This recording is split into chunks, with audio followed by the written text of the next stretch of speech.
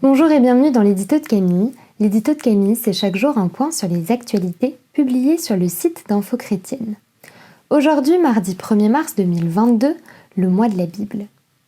Proposé par l'Alliance biblique française, le mois de la Bible est un événement annuel ayant lieu au mois de mars et qui a pour objectif de susciter un intérêt pour la Bible auprès du grand public.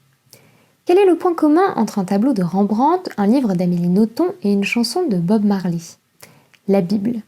Ce fait insolite est mis en valeur à l'occasion du mois de la Bible 2022 qui aborde le sujet des Écritures comme source d'inspiration des artistes.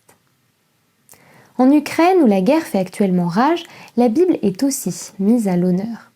Dès le premier jour de l'invasion russe, le porte-parole de la Société biblique d'Ukraine, Rostislav Stasiuk, déclarait « Il est crucial que nous continuions à apporter un soutien à nos églises et à notre peuple avec des Bibles. » Hier, il témoignait de la façon dont la société biblique distribue de la nourriture, des médicaments, des vêtements et des Bibles dans les abris anti-bombes. La Bible fait partie des fondements de notre foi chrétienne.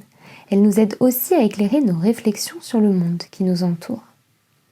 À l'approche de l'échéance présidentielle, le Conseil national des évangéliques de France a révélé samedi 26 février un livret intitulé « Les convictions des évangéliques de France » qui offre des repères de discernement éthique éclairés par l'Évangile.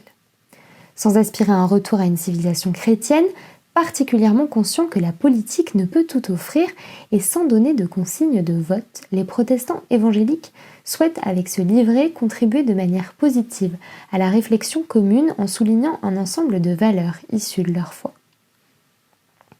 De même, toutes les semaines jusqu'à l'élection présidentielle, la Fédération protestante de France aborde une nouvelle thématique dans son adresse du protestantisme pour les candidats à la présidentielle dont elle espère des réponses pour éclairer le vote de chacun.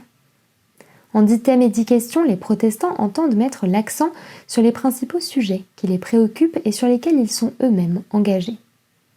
Cette semaine, c'est le président de la commission écologie et justice climatique de la FPF, Martin Kopp, qui les interpelle sur l'avenir de notre planète.